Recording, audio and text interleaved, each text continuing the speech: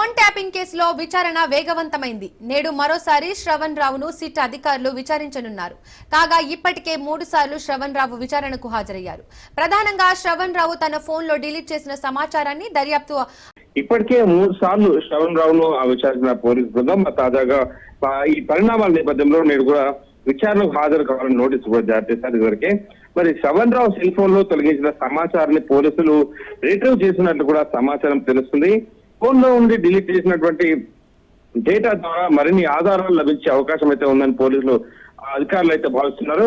మరి ఈ కేసులో శ్రవణ్ రావు పూర్తి స్థాయిలో సహకరించడం లేదన్న కారణంగా ఆయన్ను సుప్రీంకోర్టు ఇచ్చినటువంటి నాట్ టు అరెస్ట్ ను కొట్టివేయాలన్న ఆలోచనలతో పోలీసులు అయితే ఉన్నారు. మరి ఈ నాట్ టు అరెస్ట్ కనుక ఒకవేళ కొట్టివేస్తే కనుక అప్పుడు పూర్తి దర్యాప్తుకు తాను సహకరించాల్సి ఉంటుంది. తాను పరిధిలో ఉంటాడు కాబట్టి అన్నట్టుగా పోలీసులు అయితే భావిస్తున్నారు. మనకి సంబంధించినటువంటి పిటిషన్ కూడా ఇప్పటికే పోలీసులు సుప్రీంకోర్టులో దాఖలు అయితే చేరినట్టుగా సమాచారం అందుతుంది.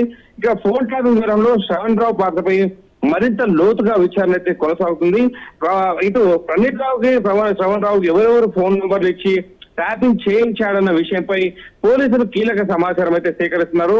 మరి శ్రవణ్ రావు నోరెప్పితే ఈ కేసులో చాలా వరకు కూడా మలుపులు తిరుగుతున్నట్టు కూడా తెలుస్తుంది.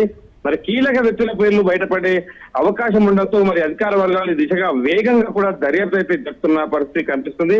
మరి నేడు శ్రవణ్ రావు మరి 3 రోజులుగా అంటే గత 3 రోజులుగా సహకరించలేదు. నేడు ఏ విధంగా మరి కసిలో ఉన్నాడు. మరి నాట్ టు అరెస్ట్ ఒకవేళ నిజంగా సుప్రీంకోర్టు నుంచి పోలీసులకు అనుకూలంగా వస్తే మాత్రం దర్యాప్తులో ఒక అడుగు ఇంకా స్పీడప్ అయ్యే అవకాశం అయితే ఖచ్చితంగా కనిపిస్తుందని కూడా భావిస్తున్న పరిస్థితి కనిపిస్తుంది. Right, thank you Mahender.